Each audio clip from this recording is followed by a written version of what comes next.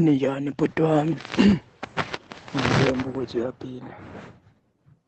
Hhayi, kunodabane bengifisa ukuthi mhlampe ungiphostele lona epejini lakho if anginankinga bhuti. Ikahle kahle ngumuntu odinga usizo. Okusho ukuthi ngo-2022 ngiye ngaxoshwa ekhaya.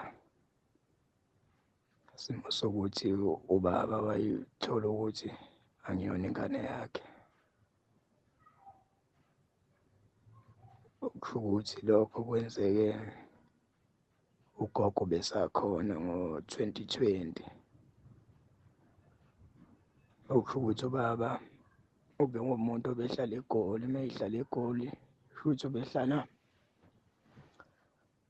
ubehlala nomunye usisi owagcina ethola ingane lo sisi lona. Mengabe ethola ingane lo sisi shuthi ekuhambeni kwesikhathi kwaba khona elinye ilanga amshiya nayo ingane okuyimi. Mengabe emshiya nayo le ngane lena yimi kushuthi ehambe ethe umuntu obuyayo kumngani wakhe ngokusho kwababa yena uthi phinde angabuya. Shuthi ubaba wagcina esala nami owagcina engithatha wangisa emakhaya la engafike ngakhuliswa khona ugogo. Engikhuliswa ugogo shuthi nje iqhubeka impilo. Shuthi ngelinye lamalanga ubaba uthi wahlangana nomunye umuntu obonayo, phecelezi umuntu ophrofithayo. Ngathi uthi lo muntu wamtshela ukuthi mina ngiyona ingane yakhe. Okusho ukuthi mengabe ethola lokho, ngokusho kwakho ukuthi kwaba yinto angayinaki. Eze edibane nenye inkinga eyayimphoqa ukuthi eye khona kumuntu obonayo. Okwakuyinkinga eseceleni. Shuthi mekuyinkinga eseceleni ehambe vele eye khona kulo muntu obonayo. Meya khona kulo muntu obonayo, naye futhi lowo muntu loyo ephinde emtshele same story ukuthi le ngane lena onayo akuyona eyakho. Okay, okusho ukuthi-ke vele ubaba lokho efike kusho mengabe efike ekhaya ebiza umhlangano ekusho lokho ukuthi usehlangane nabantu abawu-2 ababonayo bamtshela ukuthi mina ngiyona ingane yakhe. And yena ufuna ukwenza i-blood test. Okay, alright, i-DNA. Okay, alright, ayenze i-DNA. Mengabe yenza i-DNA ephuma ama-result, nawo ama-result vele ekhombe khona ukuthi angiyona ingane yakhe. Bese ekhuluma indaba yokuthi akangifuni khona ekhaya, akafuni ukuphinde ngibone. Okay, ugogo-ke ezama ukukhuluma naye ugogo ngoba vele wayengikhulisile ugogo. Ekhulume naye emncenge, emtshela ukuthi mengabe ngixoshwa ukuthi ngiyephi ngoba nginafamily. Ngawo okay, alright, kushuthi ugogo engikhulumele vele naye hhayi ethi ukudamba nje kancane. Qhubeke ngihlale khona nokho isimo kodwa sasesingasidli kwasingasafani nasekuqaleni ngoba ney'ngane zakhona bese yingasangifuni vele. Kodwa-ke ngazama ukuhlala ngoba nami ngangingenaplani, akukho la engangingaya khona ngoba nefemeli kamama ngangingayazi. Noma ubaba vele eze engakatholi ukuthi angiyona ingane yakhe, bezama ukufuna ifemeli kamama kodwa kunhlanga imoya nomoya singatholi. Nakuba ukhumbula ekhaya sizamile sahluleka. Okusho ukuthi ngo-2022 ugogo eshone. Lo kwakuyena owayengikhulumela nobaba engincengela ukuthi ngiqhubeke ngihlale.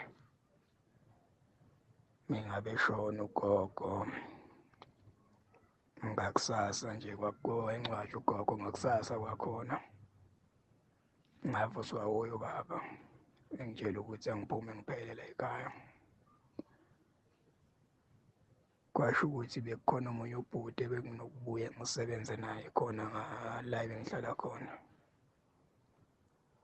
sixova udaba naye ngihambe ngiyombikela udaba lami ngizabe ngemali ngoba ngangafuni ukuthi vele ngihlale naye ngangifuna ukuthi ngihambe ngiyozama impilo ngapha ngakoPitoli naye ngizame ngemali ukuthi ngigibele ngihambe ngiye khona eGoli shuthi ngifike ngihlale khona eGoli ngizama amatoho uyaphetha kodwa khona bekubuye kuhlangane wona lo ama-1 day kwesinye isikhathi kuthulakala so nje impilo bhuti wami inzima njengamanje akwenzekile ukuthi impilo imile kimi beside ukuthi angizazi ukuthi ngubani ngakwabani kodwa engofisayo ukuthi mhlambe nami ngelinye ilanga ngibe nekhaya mhlambe bengicela usizo mhlambe kunoma ngubani ongangizamela noma umsebenzi onjani just ukuthi ngikhona ukuthi ngiphile ngoba la engikhona njengamanje ngiqashile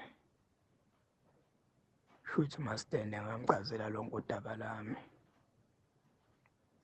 wagcina engangikhokhisi kodwa inkinga isizekuthenini kuye kuphele nje amalanga impela ngingakutholanga okuya ngasethunjini so bengicela nje noma ubani mhlambe ongangisiza khona epejini lapho bhuti wami engizamele umsebenzi noma onjani bhuti wami ngizokhona nami ukuthi ngiyafisa nami ukuthi ngakhe umuzi baba ngibe nomuzi nami